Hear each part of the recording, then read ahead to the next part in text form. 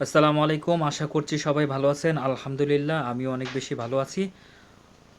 আজকে অনেক দিন পর চলে আসলাম দাদুর বেগুন খেতে এসে দেখলাম দাদু সবগুলা বেগুন গাছ কেটে ফেলে দিচ্ছে।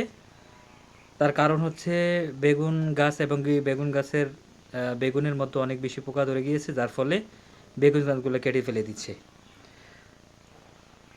পোকা ধরার কারণ হচ্ছে কিছু অসাধু ব্যবসায়ী আছে যারা সঠিক সার, বিষ এবং কীটনাশক না দেওয়ার কারণেই কিন্তু জমিতে এই সমস্যাটা বেশিরভাগ দেখা যায়।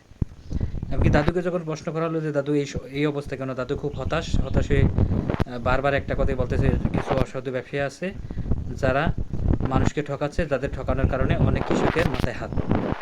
এবং কি তারই ধারাবাহিকতায় দাদু একটি কথা স্পষ্ট করে বারবার বলতেছে, তারা যদি সঠিক কীটনাশক কিংবা সার, বিষ সঠিকভাবে দেয়, এতে কিন্তু যারা চাষি আছে তাদের কিন্তু ভালো রেজাল্ট আসে, ভালো ফলাফল আসে। তাদের এইটার কারণে কিন্তু অনেক চাষিরা হতাশ, ভালো রেজাল্ট আসতেছে না। এবং আপনাদের প্রত্যেকের উদ্দেশ্যে আমি একটি কথা বলবো, যারা বেগুন সহ মরিচ বা অন্যান্য ফসল বা সবজি আবাদ করতেছেন, অবশ্যই বিশ্বস্ত একটি জায়গা থেকে কীটনাশক, সার এবং ওষুধ এখান থেকে ক্রয় করবেন, যেন আপনার ফসলের কোনো ধরনের ক্ষতি না হয়। ঠিক আছে, সবাই ভালো থাকবেন, সুস্থ থাকবেন। আল্লাহ হাফেজ। আসসালামু আলাইকুম।